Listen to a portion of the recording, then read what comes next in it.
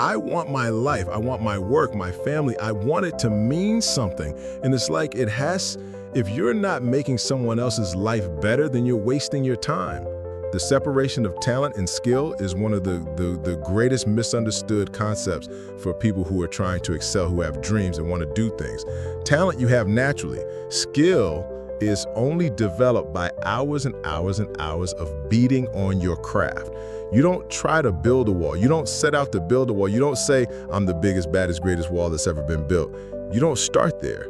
You say, I'm gonna lay this brick as perfectly as a brick can be laid. There will not be one brick on the face of the earth that's gonna be laid better than this brick that I'm gonna lay in this next 10 minutes. And you do that every single day, and soon you have a wall. And I think psychologically, the advantage that gives me over a lot of people that I have been in competition with in different situations is it's difficult to take the first step when you look how big the task is.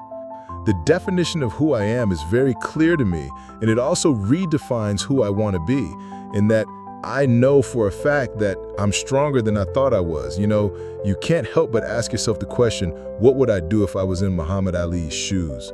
I'm motivated by fear. I hate being scared to do something.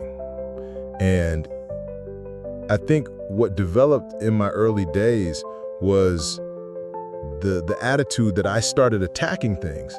I was scared. Why were you scared in your bed the night before? What do you need that fear for? Just don't go. Why are you scared in your bed 16 hours before you jump? Why are you scared in the car? Why could you not enjoy breakfast? Fear of what? You're nowhere even near the airplane. Everything up to the stepping out. There's actually no reason to be scared. It only just ruins your day. You don't have to jump. And then in that moment, all of a sudden, where you should be terrified is the most blissful experience of your life. And God placed the best things in life on the other side of terror. Ourselves. It don't matter whose fault it is that something is broken if it's your responsibility to fix it.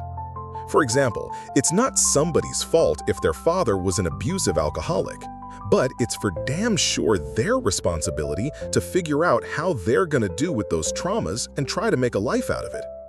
It's not your fault if your partner cheated and ruined your marriage, but it is for damn sure your responsibility to figure out how to take that pain and how to overcome that and build a happy life for yourself.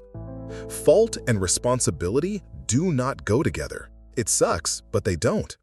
When something is somebody's fault, we want them to suffer.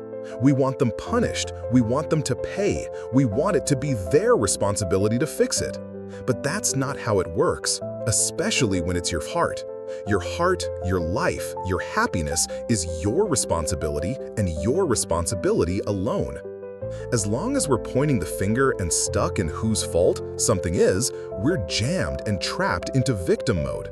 When you're in victim mode, you're stuck in suffering. The road to power is in taking responsibility. Your heart, your life, your happiness is your responsibility and your responsibility alone. You can make a person smile, you can make a person feel good, you can make a person laugh. But whether or not a person is happy is deeply and totally and utterly out of your control. The prerequisite for spending time with any person is that they nourish and inspire you. They feed your flame. Look at your last 5 text messages. Are those people feeding your flames or dousing your fire? Put your phone down for just a second and look around. Look to the people around you. Are those people throwing logs on your fire or are they pissing on it? That's like you say to yourself, hey man, look, I know you want to eat that pizza and it'll be really good, you know, but I can't let you eat that, man, because if you eat that pizza, you're gonna feel like crap, you know, and I love you too much to let you eat that. Self-love is a look. I know you got a test on Monday, you know, and I know you really want to go out with your friends on Saturday night and you want to go out, but if you fail that test, you're not going to feel good about yourself. You know, I love you too much to let you go out tonight. Self-discipline is self-love. If you want to be happy, you have to love yourself, which means you have to discipline your behavior. The road to sustained happiness is through disciplining your behavior. We tend to base our self-esteem on what other people think, and that's not really self-esteem. Self-esteem is supposed to be how we feel about ourselves. And I was just saying how dangerous it is to allow other people to determine how you're going to feel about you. And it's kind of like looking into a broken mirror. You're going to look in a broken mirror and then change your face to try to look good in this defiled, busted, broken mirror. And it's just other people's opinions of this really crappy way to determine how we feel about it. 99% of people are not willing to do what it takes to make their dreams come true. The Marines have a saying, everybody wants to go to heaven, but nobody wants to die. The center of bringing any dream into fruition is self-discipline. You know, something as simple as food and eating, it's not about your body as much as it is about your mind. It's getting command of your mind to be able to choose actions that are in your own best interest. Every day we're choosing stuff that's not in our own best interest. So if the world is attacking you and the world wants to fight you and the world's trying to hold you down, so you're going to kick yourself in the balls.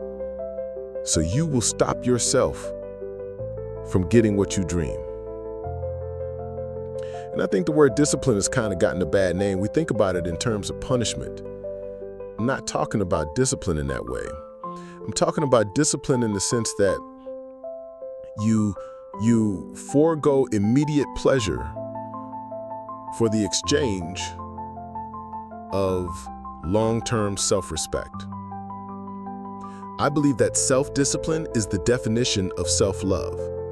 That when you say that you love yourself, that means that you have behavior towards yourself that is loving.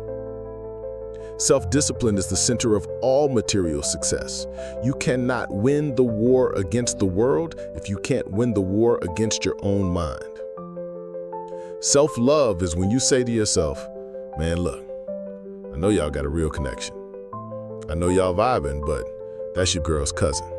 So I love you too much to let you do that.